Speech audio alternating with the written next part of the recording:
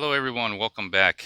Another episode of COVID-19. Let's keep track of this thing. Good for a history lesson when we look back at this. I'm just going to go over some numbers, and I'm going to go over some thoughts I've been having about the coronavirus pandemic and some of the things that I think is going on just based on the numbers, like without looking at the news or opinions or different articles. I'm just looking at the numbers and let's see what conclusion I come up with. Okay. Another thing I'll talk about is what are we going to do? What are we going to do after this pandemic's over? What's going to happen?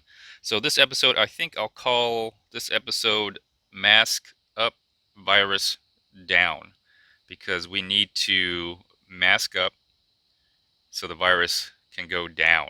All right. So I'll talk about how I'm masking up. I'm in self isolation. I've pretty much always been in self isolation, other than going out for essential goods and services, food being the main thing. I always mask up. I actually wear five layers of face covering. One of them happens to be a N95 respirator, and a surgical style mask over the respirator. Then everything else is just buff or some kind of face covering. And I got five layers. And so when I mask up, I'm masking up so I won't get infected. So mask up, virus down, everybody. So don't be afraid to mask up. I've been doing it. Plus, I've been self-isolating. Let's see, what do I do? I wear gloves. Okay. I mask up. And then after I come back home, I immediately disinfect with the steamer with water and bleach or chlorine, or Clorox, whatever you want to call it, in the steamer. And then I steam myself off, let the vapors and the steam just don't get too close, kind of stay far, but the bleach should hopefully disinfect the virus. I do that with everything myself. Groceries, anything that comes outside the house and into the house gets disinfected. I wash the gloves. Yes, I wash the gloves. I go to the sink and wash the gloves with soap and water, because I also reuse the gloves because I'm not in a hospital. My exposure is probably very low, so I do reuse gloves. All right, they're disposable. After a while, you know they they kind of fall apart. But the point is, I'm not going through my PPE supply.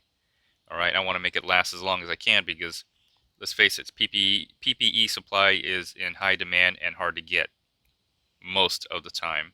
Not all the time, but most of the time. Although I do see gloves.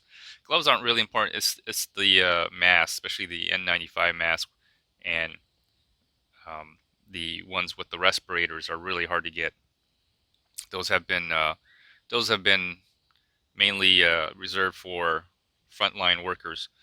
So, but I wash the gloves, then I wash my hands. All right, I already disinfected my face or the head part. Covering your head where you breathe is probably the most important. So I disinfect the mask, um, or the covering I have on me, and my hat and everything. But I don't disinfect my N95. It doesn't work that way. You can't disinfect. You can't really disinfect it without damaging the filtration. What you can do, however, is leave it for a period of time and let the virus naturally just die. Anyways, let's just go over the numbers. I'm just going to go over the numbers real quick. 4.6 million total cases, 58,000 new cases. That was yesterday. I'm recording this uh, August the 2nd, 2020, Sunday.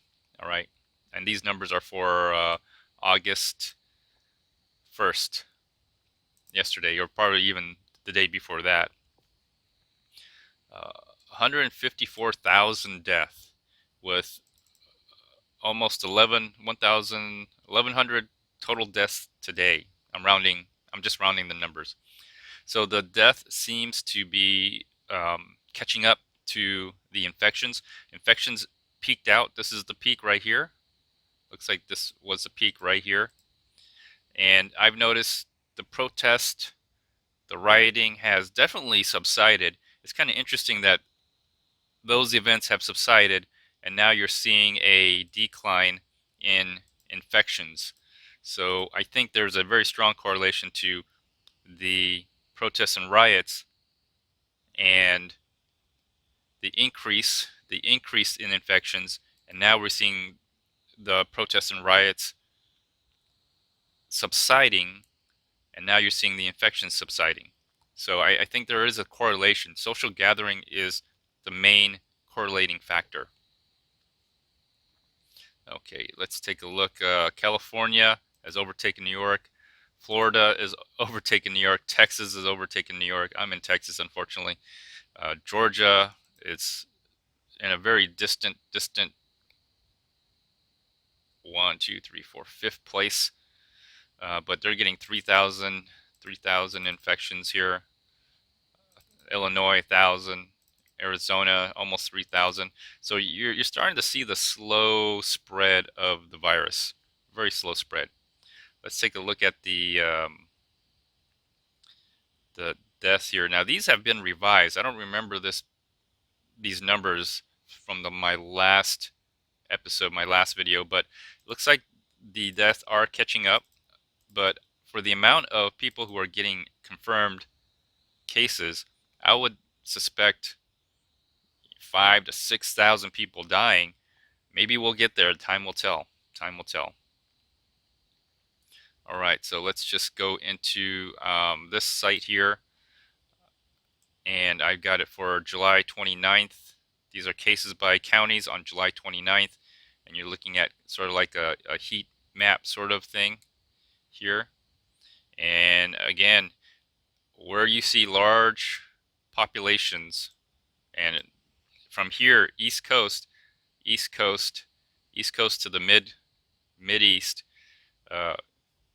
large population. Wherever there's a group of people, a large metropolitan area, good chance you're going to get a outbreak.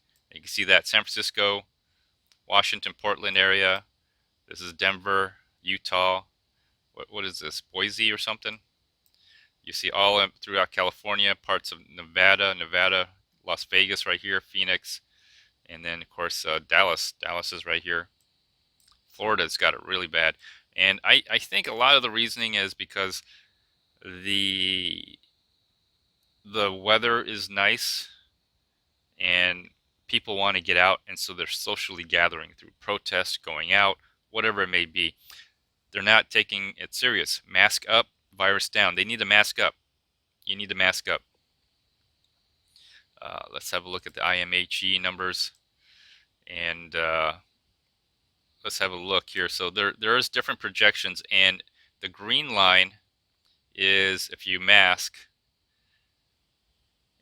Current projection is this middle line, and mandated easing. Basically, everything is going to go back to quote-unquote normal, and you'll be able to go out. You'll see a rise in cases. So this is projected all the way to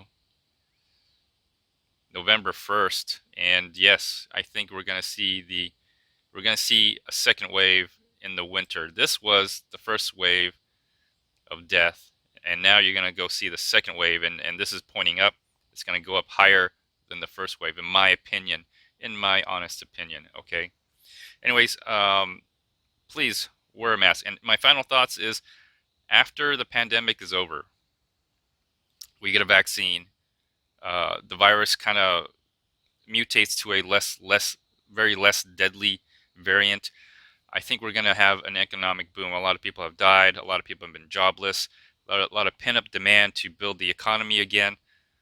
Of course, are you going to live long enough and survive to see it? Anyways, bye-bye.